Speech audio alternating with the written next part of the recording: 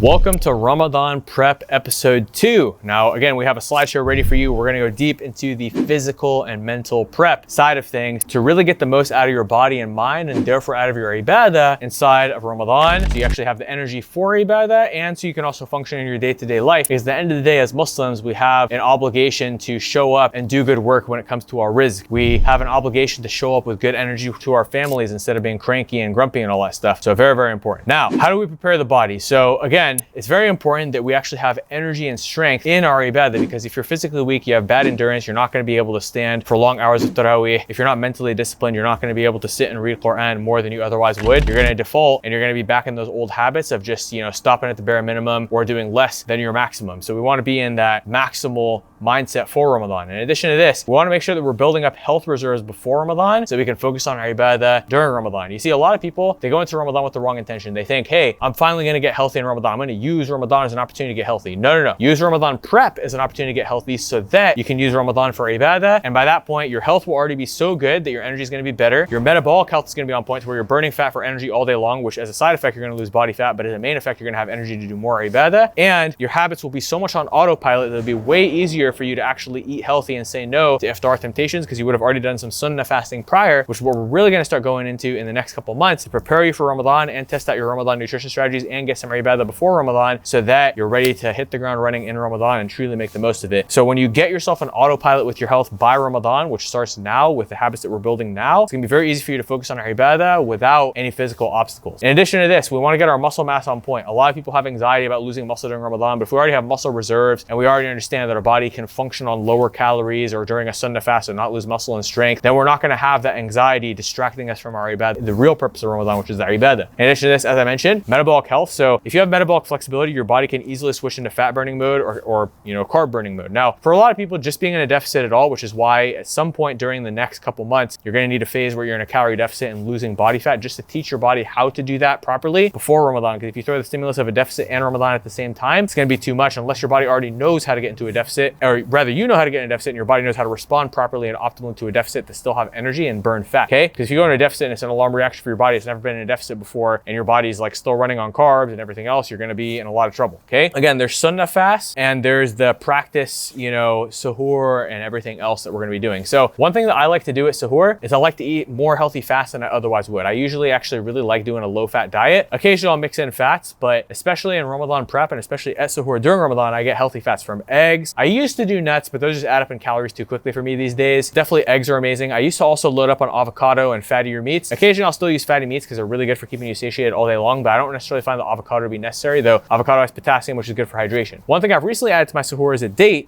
because it's sunnah and it helps with hydration, sometimes 3 dates. But again, I really like, especially during some of my sunnah fasts. So like the first couple sunnah fasts, we want to have a date in addition to eggs, in addition to Greek yogurt, usually 0%, in addition to possibly some meat to help, and in addition to protein shake, which are my favorite foods to have for suhoor, so that it's easy. Then some of the sunnah fasts that we do prior to Ramadan, after we've done the first few, I want to cut out the date and just get the body used to running on fats. And this is again something I've been doing for over a decade that has really helped me in Ramadan to have more energy, getting my body into fat burning mode. So teaching my body how to use those fats for my diet for energy so they can easily use body fat for energy as well. And then in the last couple sunnah fasts leading up to Ramadan and Sha'ban, then you can incorporate the date back in. And then Ramadan itself, dates because it's sunnah, but again, only 1 to 3. We don't want to go too crazy with the dates at suhoor time, otherwise it's going to be too many carbs and get our body kind of in that carb burning. Now, in addition to this, physically we need to be prepared and we need to have some good habits, right? So right now I want you to get into a good routine with your workouts and balancing your nutrition, especially on some of your sunnah fasting days. Usually if somebody's sunnah fasting year round, sometimes, especially if fasting reduces the workout performance, I don't want them to be distracted, during their fast. I want them to be able to still get the most out of their workouts as well. But of course the fasting that Ibadah is the main purpose. What I'll do is I'll offset their workouts so they're not on fasting days. But in the Ramadan prep, I want you to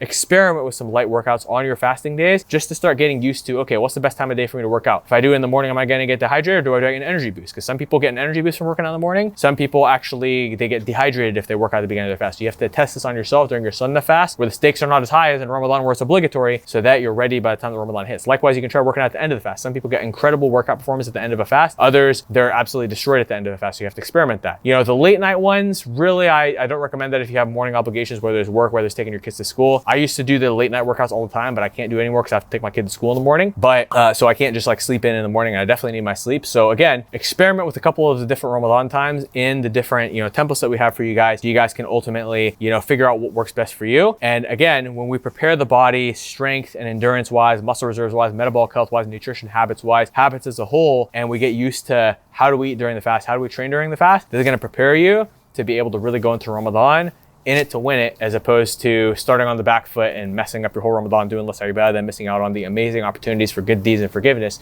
that we get during Ramadan. So now, in addition to this, obviously as part of this program, you're already, following a cleaner diet, everything else, depending on how closely you're sticking to our nutritional guidelines in the diet plans and templates and everything else, regardless of what level you're at. But, and I encourage you to stick to that as closely as you can, and obviously ask questions in the community if you're struggling to stick to it, so we can help you stick to it better if you need more recipes, whatever it may be, although we have pretty extensive recipe library. But if there's something we don't have a recipe for yet, you need a recipe for, you let us know, we can get that done for you, inshallah. So, but we want to start shifting our diet to foods that energize us. You see a lot of people, they get caught in this trap of eating for the result. But when we eat for the result, but we forget about the process, we forget about our health, we forget about our energy, sometimes we can make short-term decisions that actually hurt us in the long term. So people will undereat because they want to lose a certain amount of weight. I have to be down 2 to 3 pounds by the end of next week, or I have to be down 10 pounds by the end of the month, or I got to be down 20 pounds by this month, or whatever. But that short-sighted decision to undereat actually messes up your metabolism, your energy levels, your happiness, your mood, everything in the long run. So we always got to prioritize health. So it's important that we're making good decisions. And likewise, sometimes we make a different type of short-term decision where it's like, this unhealthy food looks so good, I must eat it, and then you eat it, and then you get all bloated, you mess up your diet, you mess up everything. And then you perpetuate that cycle, because instead of bouncing back, because what you should actually do if you have a slip up, because we all have slip ups, just go right back to healthy eating. No need to overcompensate, no need to fall into a binge for a couple weeks. But a lot of people, they'll fall into a binge for a couple weeks, or they'll try to overcompensate. So we don't want to make short-term decisions. Always make good long-term decisions. Eat foods that sustain your energy longer. Follow the plan. If you ever fall off, just get right back on it, no problem, and problem solve with our help how to not fall off again. Now, hydration tips. Of course, I mentioned that we want to have dates and suhoor, and I've kind of gone into the nuances where the first couple sunnah fasts, when you're just getting into it, do the dates. Then some of the middle sunnah fasts before Ramadan, you want to do it without the dates. Then the last couple sunnah fasts before Ramadan, you can add the dates. And then in Ramadan, dates at every suhoor, even if it's just one, for those who have a low tolerance for how much carbs you can have in your diet. And you can even do a smaller date, but definitely get a date in. It's sunnah and it helps with recovery. And then as I'm one other thing is adding an electrolyte. So Prime Tonics has a great electrolytes product. Trace Minerals also has a great electrolyte product. You can test which brands gives you the best result. Although I believe Prime Tonics may have recently added coconut water extract, which is like the key ingredient in Trace Minerals. So once that's the case, I'll just link it down below and you guys can grab that. It's absolutely amazing, and that'll make it hands down better than Trace Minerals. And I think their original formula didn't have it, but I think their new formula does have it, which puts it right on par with Trace Minerals, if not better, because it has other stuff in it too that's beneficial. Now, salt your food with a high quality mineral salt. I personally use Redmond Real Salt. This stuff's absolutely amazing. Don't overdo your water consumption at suhoor. So a lot of people think, oh, I need to be hydrated for my fast. I'm gonna drink 10 cups of water at suhoor, but you end up peeing it all out. It's a very bad mistake. It's a common mistake. So what you wanna do is, yes, after you break your fast, we're gonna talk about iftar strategy. You wanna get in a lot of hydration, a lot of water. Just don't get to the point where you're like having to go pee every 3 rakat at tarawih, because then, you'll be midway through a set of 2 rakat and you'll be like, I gotta go pee, and it's gonna mess up your ibadah. So of course we wanna be moderate, but definitely get your water in throughout the eating and drinking window, but don't overdo it at suhoor. Don't do more than 2 to 3 cups at suhoor. Otherwise you're gonna pee it all out and end up more dehydrated than if you had just drank 2 to 3 cups of water. You can also take extended release caffeine, but be mindful that this will dehydrate you. You can experiment with this, before Ramadan, of course, and see how does your body respond to extended release caffeine. I use the Genius brand. Stuff's amazing. If you find your body reacts well, then you can keep taking it, and now you know. But if it doesn't react well, then you also know, and you can cut it out before Ramadan. But the last thing you want to do is just add it in at Ramadan when the stakes are higher and you get yourself all messed up. So test it in your sunnah fast before Ramadan. Don't have coffee though, because coffee really dehydrates you, and I always regret having coffee if I have it at suhoor. And because you can't rehydrate during the day, you're gonna get a crazy energy crash from coffee, because when coffee dehydrates you, the way that you get an energy crash, and the way you fix it is by rehydrating, but obviously you can't do that while you're fasting. Green tea will still dehydrate you a little bit, but not as bad as coffee. So if you're not taking extended release caffeine, but you need some kind of caffeine, do green tea or matcha instead of coffee. Now, a couple other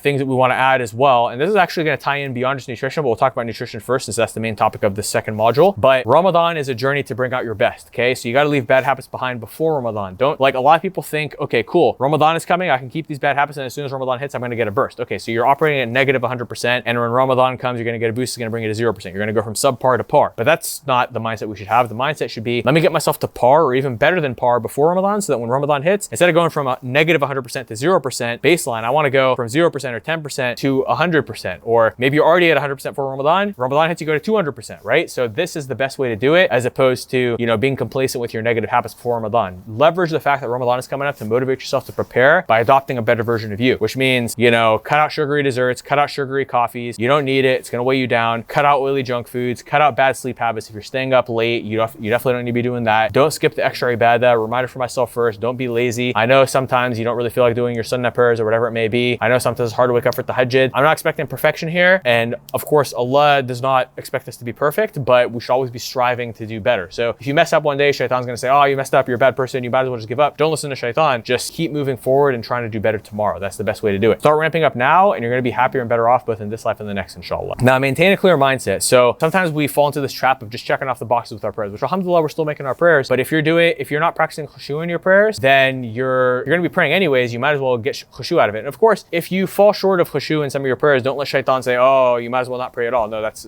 the trick of the Shaitan. So don't be a fool. Don't fall for the tricks of Shaitan to pull you off your deen and turn you into a disbeliever, because Shaitan will try. So you obviously gotta not let that happen. But try your best to have khushu in your prayer. And remember Allah often. Engage in adhkar while you're driving, walking, cooking, working. Say Bismillah before you do things. Bismillah ar-Rahman ar-Rahim. Boom, get into things, right? And that way you're remembering Allah often. Remember Allah often, and you will be successful. Very important. Cut out unnecessary stressors and obligations that distract you from your ibadah. So there might be some drama, there might be some things that you're dealing with, family-wise, friends-wise, whatever. Cut those people out. You don't need those stressors and distractions during Ramadan. And if you feel guilty that you're not putting up with somebody's drama and BS, then what you should do is just say, hey, Ramadan's coming up. I'm not gonna have time to deal with this for now. Let's reconvene with this after Ramadan. That way you don't have to feel guilty. But honestly, you should just cut out negative people if you can. If it's family, we can't cut ties of kinship, of course. But in that case, limit exposure and maybe even reason with that person if they're willing to have a conversation about, hey, let's both level up before Ramadan. But I know some people are narrow-minded. So if that's how that person is, just limit exposure, but never cut ties of kinship, because that's a terrible thing to do that we as Muslims, we don't cut ties of kinship. Okay. And then,